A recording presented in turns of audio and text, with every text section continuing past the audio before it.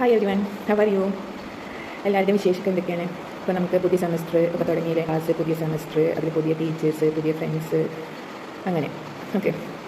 അപ്പോൾ നമുക്ക് ഇന്ന് എങ്ങനെയാണ് നമ്മുടെ ജീവിതത്തിൽ സക്സസ് ആവാൻ വേണ്ടി നമ്മൾ എന്തൊക്കെ കാര്യങ്ങളാണ് ചെയ്യേണ്ടതെന്ന് ജസ്റ്റ് ഒന്ന് പറയാം.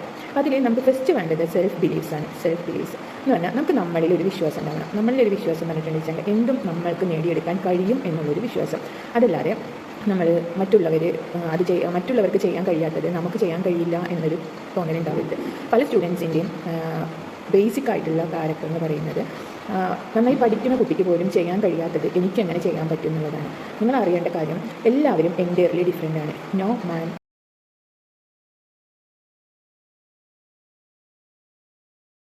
ഒരു മനുഷ്യരും എന്തല്ല പെർഫെക്റ്റ് അല്ല. നമുക്ക് ചെയ്യാൻ കഴിയുന്നത് എന്തോ അത് നമ്മൾ കൺസിസ്റ്റൻ്റായിട്ട് കറക്റ്റായിട്ട് ചെയ്യാം.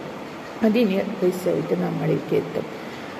അപ്പോൾ നമുക്ക് ചില സബ്ജക്റ്റുകൾ ടഫാകും, ചില സബ്ജക്റ്റുകൾ ഈസിയാകും.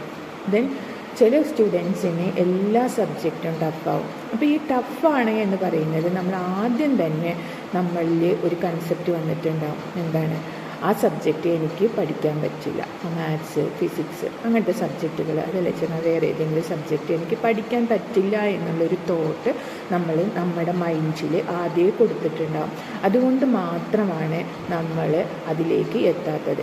എപ്പോഴും നമുക്ക് എന്ത് വേണോ, നമ്മൾക്ക് എന്ത് നേടിയെടുക്കണോ അതിനെക്കുറിച്ച് മാത്രം നമ്മൾ ചിന്തിക്കുക.